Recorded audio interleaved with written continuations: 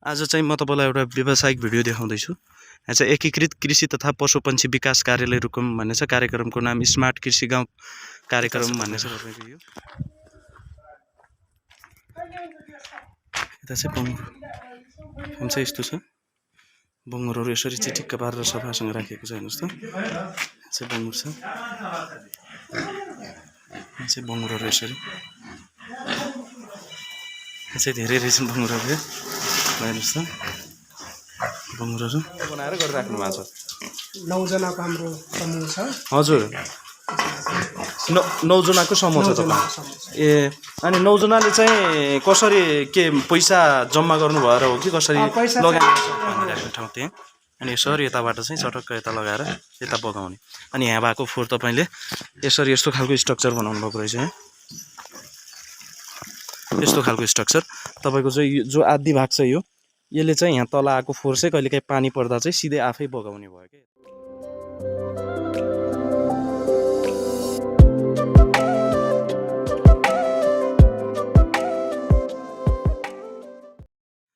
आज चाहिँ म तपाईँलाई एउटा व्यावसायिक भिडियो देखाउँदैछु। यहाँ चाहिँ एकीकृत कृषि तथा पशुपन्छी विकास कार्यालय रुकुम भन्ने छ। कार्यक्रमको नाम स्मार्ट कृषि गाउँ कार्यक्रम भन्ने छ। तपाईँको यो यसलाई चाहिँ पौज गरेर हेर्नु होला। आज चाहिँ म कोलमा छु। यता कोलमा चाहिँ बङ्गुर पालन कसरी गर्न सकिन्छ र कति लागतमा बनाइएको छ भन्ने कुराहरू म तपाईँहरूलाई देखाउँछु आज।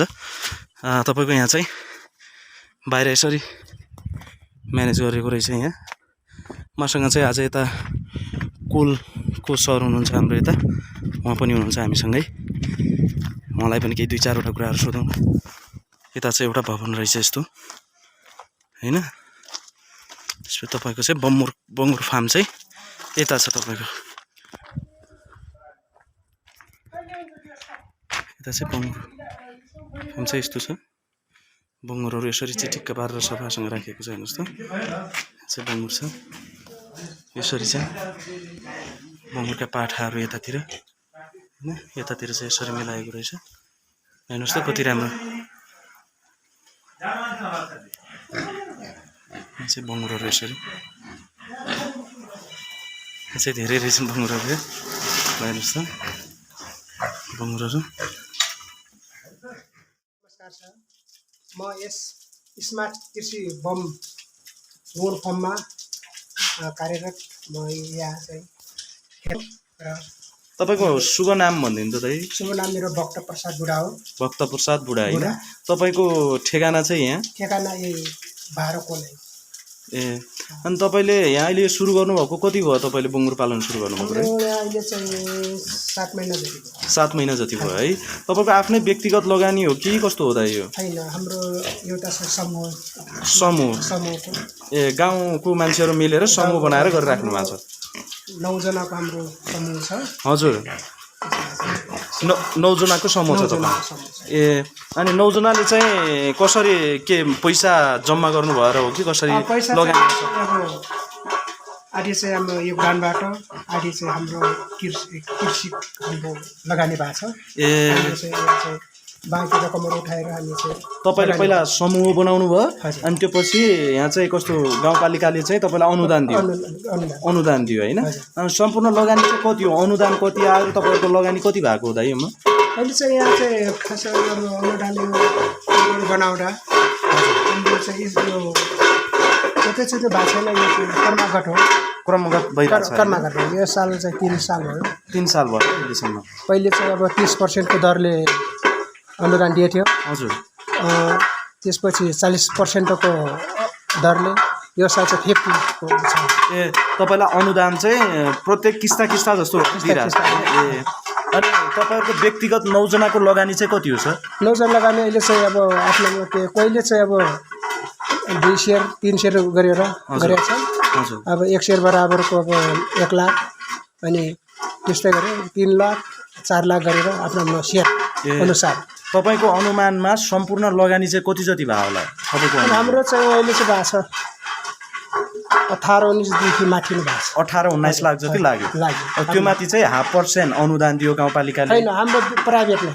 प्राइभेट होइन? प्राइभेट नै। तपाईँको प्राइभेट संस्था भयो, तपाईँलाई चाहिँ गाउँपालिकाले केही अनुदान दियो र तपाईँले केही आफूले पनि लगानी गर्नु? चाहिँ अब हाम्रो गाउँपालिका भन्दा पनि हाम्रो प्रदेशबाट ए ठिक ठिक प्रदेशको प्रदेशबाटै प्रदेश कोषबाटै आएको ए अनि कस्तो छ त तपाईँको यो व्यवसाय चाहिँ कतिको नाफामूलक छ फाइदाजनक अहिले कतिको चाहिँ छ अब अहिले चाहिँ फर्स्ट अब बच्चा वृद्धि पनि भएको छैनन् हजुर अहिले चाहिँ अब मासुको बिक्री पनि भएको छैन अहिले चाहिँ हाम्रो धेरै घाटामा छ अहिले घाटामा घाटामा हुनुहुन्छ है कोही कुरो चाहिँ अब हामीले आफ्नो पुँजीले आफ्नो जेबबाट हालेर दाना किन्ने अनि हेरालाको अब पैसा उठाउने गरेछ मैले अनि तपाईँले यो के अरे कसरी पालिराख्नु भएको छ यसलाई के गर्नुपर्छ यसलाई स्याहार सुसार गर्नलाई होइन यसलाई चाहिँ कस्तो खालको दाना चाहिन्छ के हुन्छ एकचोटि सर भनिदिनु न है स्याहार सुसारको अहिले चाहिँ अब तल अब बजारे दाना लिएर यहाँको मकै पिलेर हजुर मिसाएर अब दिन्छौँ पछि अब चाहिँ बच्चा हुने बेला अब अलिक पकाएर दिने एउटा अब तालिममा त्यही भन्ने छ तालिम अस्ति चाहिँ एकचोटि तालिम गरेको खास अब तालिम पनि गरेको छैन तपाईँले बेला बेला ट्रेनिङ पनि दिइराख्नु भएको त्यसो एकचोटि तल अस्ति चाहिँ माथि जिल्लैबाटै आएको थियो जिल्लाबाट सरर आएको थियो हजुर त्यहाँ तालिम गरेको थियो यस्तो तरिकाले माग्ने चाहिँ यस्तो गरी बन्नुभएको थियो हजुर अब यहाँ खास अब बन्यो जस्तो हुन्न एउटा चाहिँ ठाउँ एउटा दुर्गम ठाउँले गर्दा तपाईँको यो बङ्गुरको बच्चा बच्चीलाई स्याहार गर्नुपर्दा चाहिँ कसरी गर्नुपर्छ के गर्दा चाहिँ हुर्काउन सकिन्छ कसरी राम्रोसँग संरक्षण गर्छ त्यहाँ अब बच्चा त्यो अब बिर्डा भइसकेपछि हजुर तिनीहरूलाई अब कसरी गर्ने कसरी दाना दिने त्यो त अब जानकारी अलिअलि भएको छ खासै पूर्ण प्राप्त चाहिँ तालिम छैन ए अनि तपाईँको यो बच्चा बच्ची कतिको मर्छ यसको मर्ने देखिन्छ कि नै समस्याहरू अहिले धेरै चिसोले हो कि एउटा हाम्रो ठाउँको एउटा चिसोले हो कि धेरै मरे अनि एक पालीमा बङ्गुरले चाहिँ कतिवटा जति बच्चा दिन्छ दाइ तपाईँहरूलाई अहिले चाहिँ बच्चाको खासै हामीले अनुभव भएको छैन भर्खरै सुरु हो ए भर्खरै सुरु गर्नु यही हो हालेको पाठ हो किनेर हालेको अनि बच्चाको अहिले चाहिँ खासै त्यस्तो अनुभव भएको छैन ए ठिक ठिक अनि यो चाहिँ कस्तो साह्रै राम्रो तपाईँले चाहिँ भर्खरै सुरु गर्नुभएको रहेछ यहाँ अरूभन्दा पनि मलाई तपाईँको व्यवस्थापन चाहिँ एकदमै मन पऱ्यो मलाई चाहिँ होइन व्यवस्थापन चाहिँ एकदम राम्रो बनाउनु भएको रहेछ एकचोटि भनिदिनुहुन्छ कि यहाँ चाहिँ यस्तो यस्तो गर्छौँ हामी यो गरेर चाहिँ हामी यस्तो गराउँछौँ यहाँ भनेर केही भनिदिनुहुन्छ कि दाइ हजुर अब यता यो गर्नुभयो होइन यो ठाउँ भयो यस्तो यहाँ चाहिँ बङ्गुरहरू राख्ने हुने भयो यहाँ होइन तपाईँले यो फोहोरहरूलाई चाहिँ कसरी यताबाट बगाएर त्यहाँ नाली बनाउनु भएको छ नालामा फाल्ने बनाउनु भएको छ होइन यता हजुर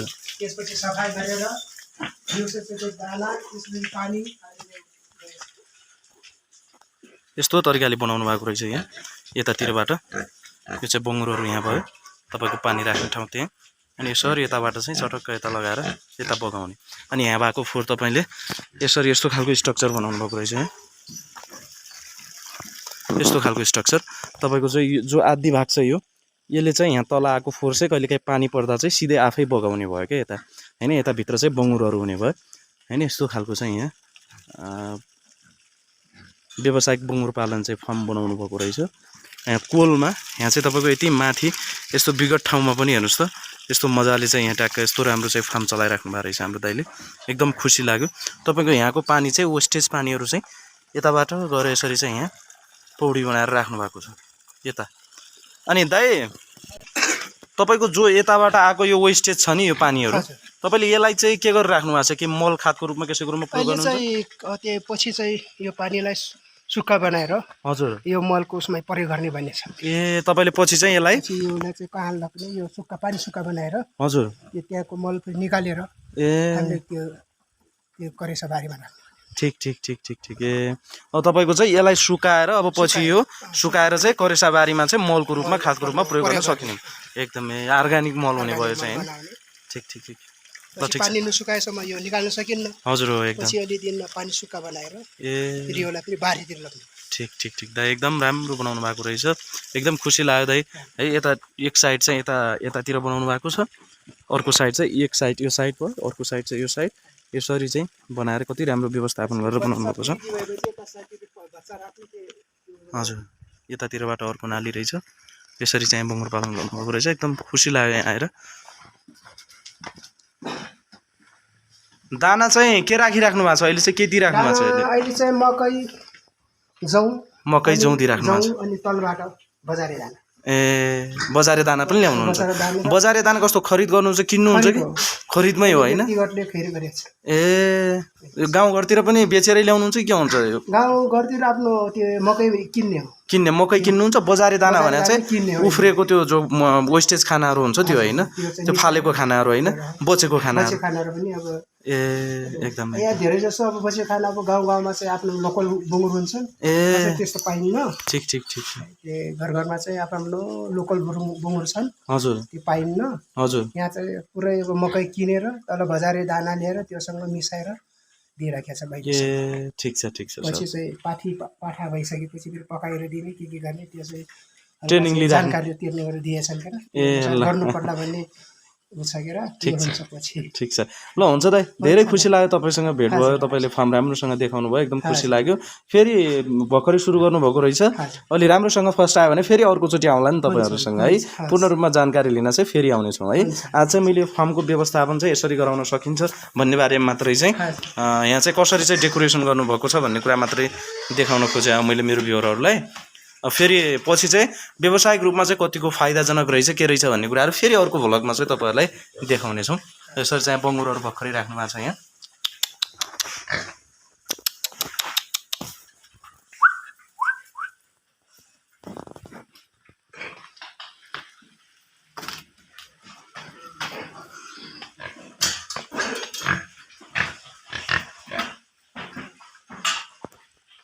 यसरी राख्नु भएको छ यहाँ त्यही भयो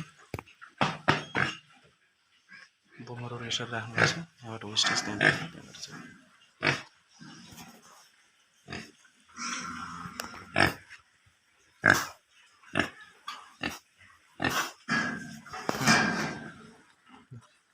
आजको भ्लगमा चाहिँ तपाईँहरूलाई यति मात्रै देखाएँ अनि यतातिर तपाईँको